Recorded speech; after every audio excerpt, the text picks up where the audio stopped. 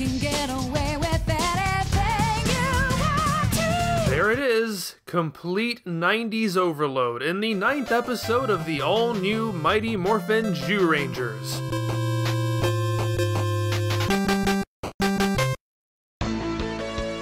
Well, that opening was a nice change of pace, wasn't it? I mean, the all-new Mighty Morphin Zyurangers first came out last June. In the 8 episodes prior to this, I have used the red opening twice, the pink opening twice, yellow twice, and blue twice. But only now have I had any justification in using the black-themed variant. I honestly did not think it would take this long. But these are indeed the first episodes to focus on either Goshi or Zack.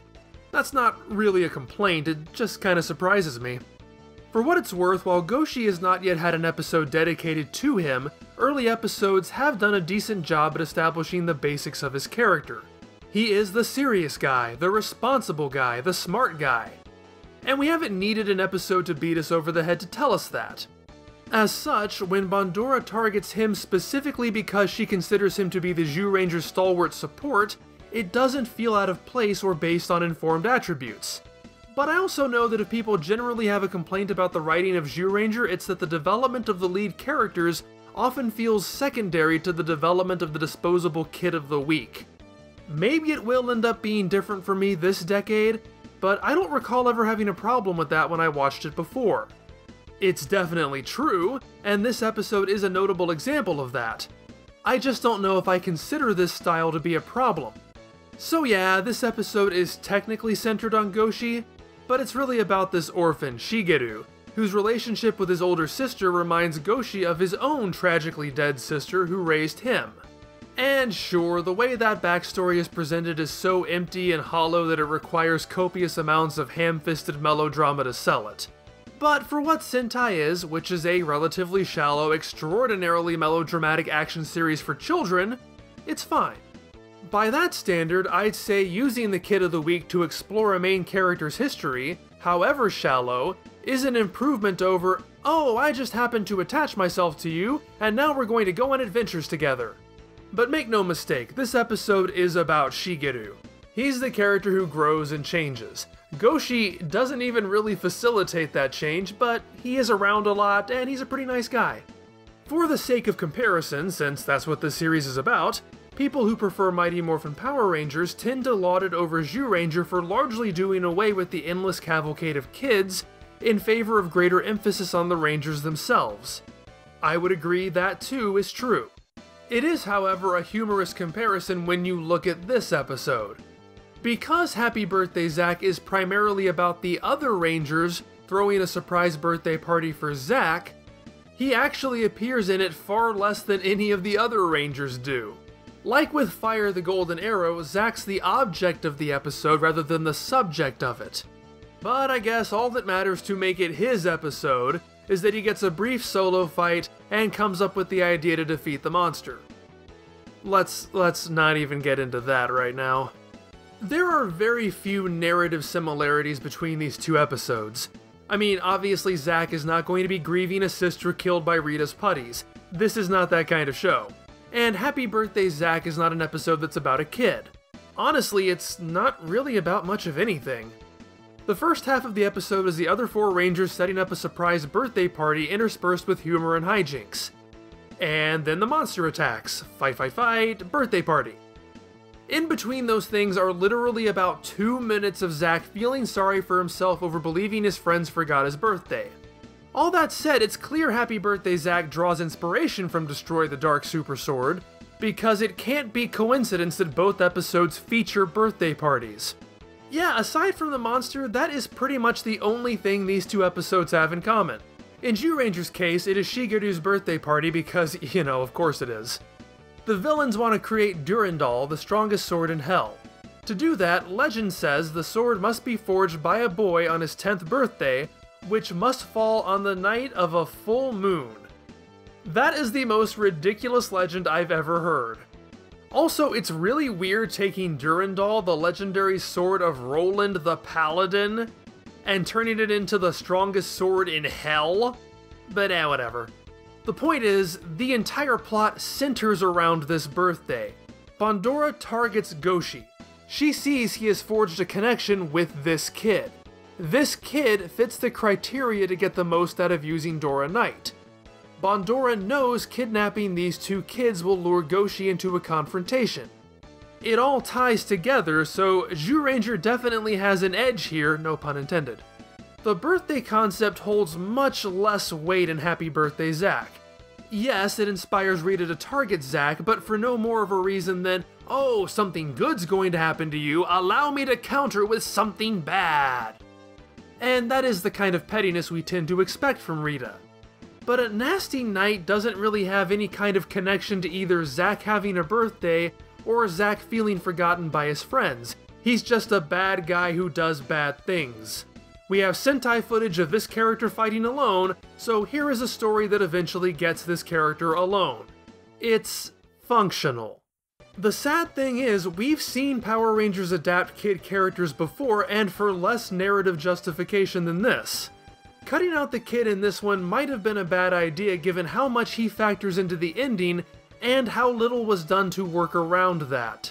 So the kid-free indestructible sword Rita and her minions create does indeed make quick work out of the Power Rangers' weapons.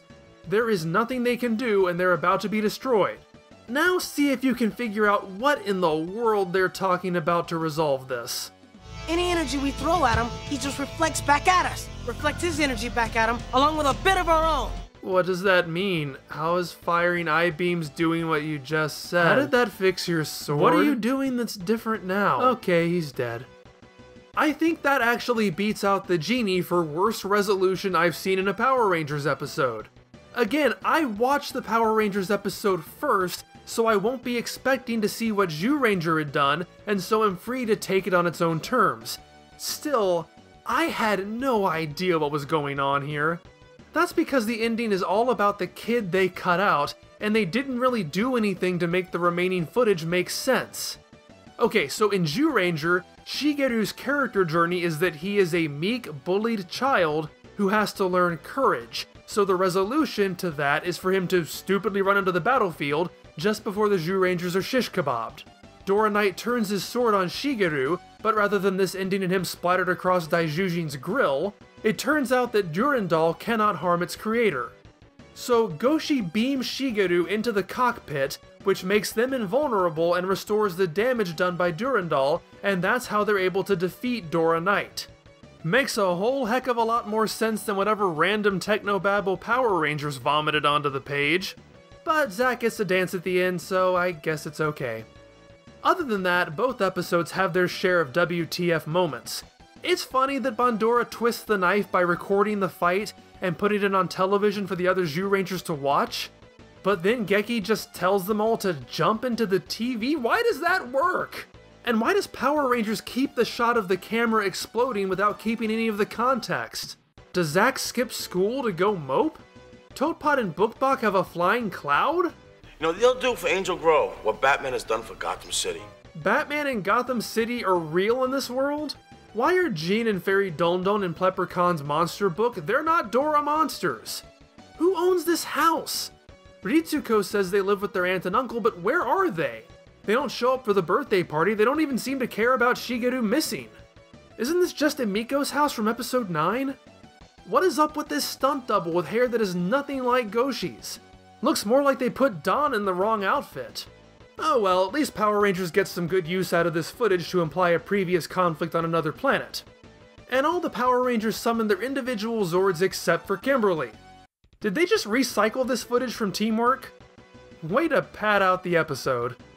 Finally, I don't care what any episode list says, I get a sneaking suspicion that Happy Birthday Zack was one of the first episodes produced. There's a really cute scene where the teens try to throw Ernie off the trail by claiming they heard the Power Rangers were space aliens, but their obliviousness... Power who? The ones with the colored costumes. That's them. ...is only believable if you assume the Power Rangers are brand new. The teens and the people they associate with have had enough run-ins with the Power Rangers and Rita that there is no way this makes sense in episode 10. Add into that this really atypical camera framing of the command center and Zordon's very bizarre voice. I sense a disturbance in the morphine grid. The general awkwardness screams early episode. Since my last installment, I have seen an interview with staff saying that Due to Power Rangers airing multiple episodes a week, the episodes were produced in batches, filming multiple episodes at the same time. Because of that, I've decided curating a pure production order list is a fool's errand. Still, this seems pretty early. Oh, and finally, I'd totally forgotten this silly goopy cake machine until I watched this, and suddenly childhood memories flooded back to me and it made me feel really happy. So anyway, both of these episodes feel sloppy, and not just because of all that cake batter. Happy Birthday Zack is all kinds of disjointed. On the other side, Goshi's unnamed sister plot is as generic and treacly as they come, and I'm never going to get over the random convenience of jumping into the TV. But let's be clear, one of these episodes fails harder than the other. It's Happy Birthday Zack, that's the one that fails harder. For whatever problems the Dark Super Sword has, it's hard to deny that the story is more complete, its characters more explored, and its action more creative. Honestly, it would have to be a lot worse to even give Power Rangers a fighting chance. Between Happy Birthday Zack sidelining its focal character, failing to mesh its American and Japanese halves together, and rendering the action incomprehensible, what did you expect? Like Happy Birthday Zack, you can look at No Clowning Around as another exercise in taking a handful of elements of obvious inspiration while completely disregarding everything else. Aside from the usual shared monster footage, both it and the Great Sneeze plot feature the monster taking the human disguise of a clown, that clown befriending a child, and both solutions having something to do with water. But unlike Happy Birthday Zack, that might be to this episode's benefit. Why that is will hopefully become clear when I talk about the Great Sneeze plot. So, boy is sad because the Zyurangers don't like his cooking. A kid soccer player, Isamu, doesn't care about teamwork and is shunned by his teammates. A clown shows up to give him golden soccer balls that make people sneeze when he kicks them. The clown is Dora Indos in disguise. He doesn't like water. Okay. Let's look at No Clowning Around. Rita has somehow managed to stage and staff an entire city fair, which luckily for her the Power Rangers attend. The entire clown posse is made up of putties led by Pineapple the Clown, who in reality is the terrifying Pine Octopus. Or Pin Octopus, depending on who says it. He has magic golden dust that can turn people into cardboard cutouts. The plan is to attack Trini's cousin Sylvia to lure the Rangers out so that they can all be turned into cardboard. Pretty silly, pretty zany, but pretty simple, right? In Power Rangers, there is a clown at a fair who has the power to turn people into cardboard stand-ups. The cardboard thing is a little random, but the theming is mostly consistent. Power Rangers takes the clown idea and so builds the story around a fair. The evil henchmen are themed to be clowns. Children frequently attend fairs, so it makes sense Trini brings her younger cousin. Trini having a younger cousin immediately establishes a bond between them. The monster and the clown share a vague pineapple theme. Okay, that's a bit of a stretch, but I mean, I have no idea what Dora Indos is supposed to even be. Is that short for endoskeleton? I don't know. I doubt it's supposed to be a pineapple octopus, but kudos to Power Rangers for trying. My point is, the path this story is on has dots that are pretty easy to connect. Over in Zyuranger we have sneezing and soccer and clowns and water and cooking and a message about teamwork. I have no clue what this episode is supposed to be about because it's kind of about everything. Look, in Scary Riddles, the monster is a sphinx. His human form is a sphinx-themed riddle-spewing game show host. You can see the connection. Again, I have no idea what Dora Indos is, so maybe I'm missing something, but whatever it is, I'm not getting how it, or soccer, or sneezing translates to clown. If you put these two synopses side by side and took away any region-specific terminology, I would honestly assume this was the Power Rangers episode, because it's typically been Mighty Morphin Power Rangers that has felt like a random mishmash of concepts. I mean, run this video back a few minutes for ample proof. The Great Sneeze plot definitely has a lot of creativity on display, but I think this is a lesson that keeping things simple is often better. As long as we're here, there are a lot of tiny things about this episode that feel weird.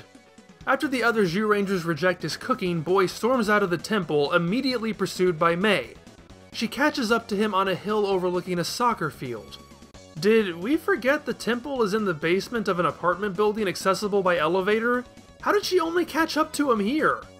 Boy is affected by the sneeze virus after the first attack, but his symptoms disappear by the next scene. Why? It's not temporary for anybody else, nor is it temporary the next time it happens to him. Why does the gold dust not affect the Zyurangers when they're transformed? And if it doesn't, why do they all still cover their faces as if it's going to? Why does the clown summon more balls this way? I know what it's supposed to look like, but it kinda looks like something else, and it's not the message you want to send with your already creepy clown stalking a child. And this wall. Also not the message you want to send. Both episodes are kinda silly in how they use water as a resolution. Whether it's stopping the sneezing or turning a cardboard girl back to normal, evildoers would do well to avoid devising evil plans thwarted by a substance that covers 71% of the Earth's surface. Zyuranger doesn't even bother to show the sneeze virus being cured, but I guess we can logically assume it rained at some point. However, like with our last matchup, the Great Sneeze plot has a resolution that makes a lot more sense, and is established with far more purpose. Boy accidentally smashes a pipe and Dora Indos retreats from the water. Boy's sneezing eventually subsides after he gets tossed into a river. Dora Indos brags that if he is sliced up or blown up, it will scatter the gold dust, so they have to find a different way of defeating him. And so, in a rare case of the Zyurangers using their individual mechs, Boy realizes water is the key. He comes up with the plan of Dawn holding Indos in place while Goshi freezes him, and then Geki finishes him off with a Tyrannosonic. In Power Rangers, Trini suggests freezing Pineoctopus because Pineoctopus froze Sylvia.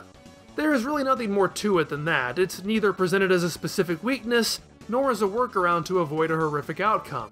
It's just a fitting revenge that happens to work. And that's fine. The fact that it makes any sense at all is a significant improvement over Happy Birthday Zack. That it's tangentially reminiscent of what the bad guy was doing is even better. And at least no clowning around specifically addresses that the morphed Power Rangers are immune to the dust, although the reused footage shows that it's clearly making the bad guys sneeze rather than turning them into cardboard. All of this demonstrates how surprisingly cohesive this episode is. In the same interview I mentioned earlier, supervising producer Tony Oliver claims this was the very first episode to be completed. Perhaps that is so, but I highly doubt it was one of the first to be written or shot. It's just too good, too polished, feels too experienced. I'm impressed that this early on they managed to shoot at a working fair. It's not only a backdrop that visually stands out, but they stage a lot of creative action here, incorporating fairground rides into the fight. Up until now, a lot of the original action scenes have felt like watered-down versions of what Zyuranger was pumping out. Especially in terms of the settings, Power Rangers so far tends to be confined to empty parks or deserts, places that are typically unobtrusive for filming and don't require extras. Zyuranger uses a lot more urban settings, populated settings, settings you definitely need to get some permits for. This, though, matches the Sentai standard. And like I said, it ties everything together thematically in a way that Zyuranger is surprisingly lacking this time around. And while Zyuranger's clown bulge makes things uncomfortable in a way I don't think they intended it to, Power Rangers' Pineapple the Clown actually feels creepier to watch as an adult. If you strip away all the magic and superheroics, the way he lures Sylvia away with games and friendship, physically keeping her away from Trini in a crowded park, it's actually a little unsettling. That's not to say no clowning around is without its problems. Oh, Billy just happens to have invented a machine to help people who've been turned into cardboard cutouts? Is it really more than just dumping a bucket of water onto a child?